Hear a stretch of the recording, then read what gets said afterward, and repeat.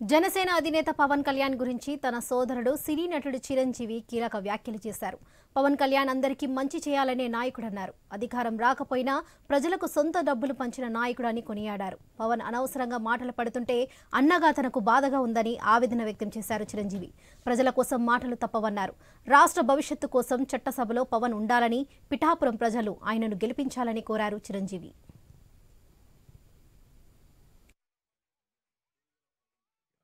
అమ్మ కడుపున ఆఖరివాడిగా పుట్టిన అందరికీ మంచి చేయాలి, మేలు జరగాలి అనే విషయంలో ముందువాడుగా ఉంటాడు. తన గురించి కంటే జనం గురించి ఎక్కువగా ఆలోచించే మనస్తత్వం నా తమ్ముడు కళ్యాణ్ బాగుంది. ఎవరైనా అధికారంలోకి వచ్చాక ప్రజలకు ఏదైనా చేయాలనుకుంటారు. కానీ కళ్యాణ్ తన సొంత సంపాదనని కౌలు రైతులు కన్నీళ్లు తుడిచేందుకు ఖర్చు పెట్టడం, సరిహద్దు దగ్గర ప్రాణాలొడ్డి పోరాడే జవాన్ కోసం పెద్ద మొత్తం అందివ్వటం, అలాగే మత్స్యకారులు ఇంకా ఎందరికో తాను చేసిన సహాయం చూస్తుంటే ఇలాంటి నాయకుడు కదా జనాలకు కావాల్సింది అనిపిస్తుంది. ఒక రకంగా చెప్పాలంటే సినిమాలోకి తను బలవంతంగా వచ్చాడు, రాజకీయాల్లో మాత్రం ఇష్టంతోనే వచ్చాడు. ఏ తల్లికైనా తన కొడుకు కష్టపడుతుంటే గుండె తరుక్కుపోతుంది. అలాగే ఏ అన్నకైనా తన తమ్ముడు అనవసరంగా మాటలు పడుతుంటే బాధేస్తుంది. అలా బాధపడుతున్న నా తల్లికి ఈ అన్నయ్యగా ఒక మాట చెప్పాను. నీ కొడుకు ఎంతో మంది తల్లుల కోసం, వాళ్ళ బిడ్డల భవిష్యత్తు కోసం చేసే యుద్ధం అమ్మా ఇది. మన బాధ కంటే అది ఎంతో గొప్పది అన్నాను. అన్యాయాన్ని ఎదిరించకుండా మౌనంగా ఉండే మంచివాళ్ల వల్లనే ప్రజాస్వామ్యం మరింత నష్టం అని నమ్మి జనం కోసం జన సైనికుడయ్యాడు.